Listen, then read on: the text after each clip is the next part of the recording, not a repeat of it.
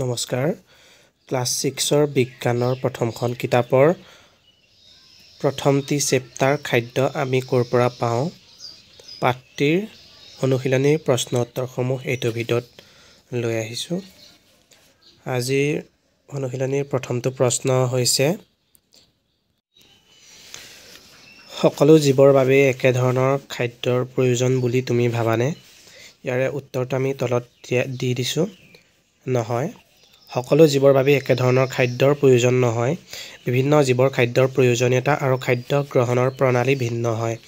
সাধাৰণতে জীৱক তিনিটা প্ৰধান শ্ৰেণীত বিভাজন কৰা হৈছে তাৰ এটা হৈছে উদ্ভিদভোজী যাক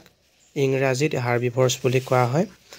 উদ্ভিদভোজী যিসকলে কেৱল উদ্ভিদ আৰু উদ্ভিদজাত বস্তু আহাৰ হিচাপে গ্ৰহণ কৰে যেনে গৰু হাতী হৰিণ আদি আৰু আনটো হৈছে মাংসভোজী যাক ইংৰাজীত কাৰ্নিভ'ৰছ বুলি কোৱা হয় যিসকলে মূলতঃ অন্য জীৱৰ মাংস আহাৰ হিচাপে গ্ৰহণ কৰে যেনে সিংহ বাঘ আদি সৰ্বভোজী যাক অমনিভ'ৰছ বুলি কোৱা হয় যিসকলে উদ্ভিদ আৰু জন্তু দুয়োটা আহাৰ গ্ৰহণ কৰে যেনে মানুহ ভালুক কুকুৰ ইত্যাদি সেয়েহে পৃথিৱীৰ সকলো জীৱৰ খাদ্য একেধৰণৰ নহয় তেওঁলোকৰ গঠন জীৱনধাৰা আৰু বাসস্থানৰ ওপৰত ভিত্তি কৰি খাদ্যৰ প্ৰয়োজনীয়তা ভিন্ন হয় এইটো আছিল ক্লাছ 6 প্ৰথমটি প্ৰশ্ন বিজ্ঞানৰ প্ৰথমটি চেপ্টাৰৰ প্ৰথমটি উত্তৰ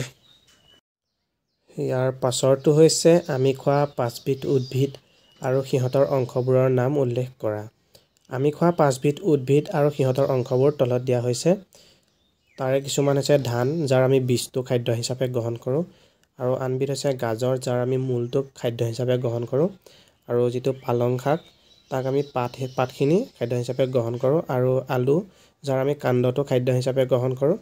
আপেল গছ যাৰ আমি ফলটো খাদ্য হিচাপে গ্ৰহণ কৰোঁ এই উদ্ভিদবোৰ বিভিন্ন অংশ আমি খাদ্য হিচাপে ব্যৱহাৰ কৰোঁ গতিকে আমি খোৱা পাঁচবিধ উদ্ভিদ আৰু সিহঁতৰ অংশবোৰ আমি তলত লিখি দিলোঁ উত্তৰটোত আৰু বহুতো আছে আমি ইমানবোৰ লিখা নাই যিহেতু পাঁচবিধৰ নাম সুধিছে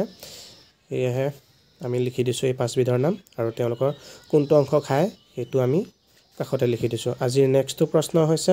ক স্তম্ভৰ লগত খ স্তম্ভ মিলোৱা ইয়াৰে ক স্তম্ভত আছে দৈ গাখীৰ চানা ঘিউ ইয়াৰে খ স্তম্ভৰ লগত ই প্ৰাণীজাত সামগ্ৰী যোনটো শেষত আছে খ স্তম্ভত সেইটো মিলিব যিহেতু গাখীৰ দৈ গাখীৰ চানা ঘিউ এইবিলাক প্ৰাণীজাত সামগ্ৰী হয় আৰু নেক্সট যোনটো ক স্তম্ভৰ পালেং শাক আৰু ফুলকবি গাজৰ এইবিলাক হৈছে শাক পাচলি এইটো খ স্তম্ভৰ তৃতীয়টো অপশ্যনৰ লগত মিলি আছে আৰু ক স্তম্ভৰ যোনটো সিংহ আৰু বাঘ এইবিলাক কি হয় আন প্ৰাণী খায় যোনটো খ স্তম্ভৰ প্ৰথমটি অপশ্যনৰ লগত মিলিব আৰু যোনটো ক স্তম্ভৰ তৃণভোজী প্ৰাণীয়ে সেইটো হ'ব আন প্ৰাণী খায় আজিৰ 4 নম্বৰ প্ৰশ্নটো হৈছে তলত দিয়া শব্দবোৰেৰে খালী ঠাই পূৰণ কৰা ইয়াৰে প্ৰথমটো হৈছে বাঘ এবিধ দেশ প্ৰাণী কাৰণ ই কেৱল মাংস খায় ইয়াৰ ওপৰত যিবিলাক অপশ্যন দিয়া আছে সেইবিলাক অপশ্যনৰ যোনটো মাংসভোজী আমি কাষতে উত্তৰবিলাক দি দিছোঁ তলত ছাইডত আৰু ইয়াৰে অপশ্যনটো মাংসভোজী হ'ব হৰিণে কেৱল উদ্ভিদজাত সামগ্ৰী খায় সেয়েহে ইয়াক তেজ বুলি কোৱা হয় এইটো তৃণভোজী বুলি কোৱা হয়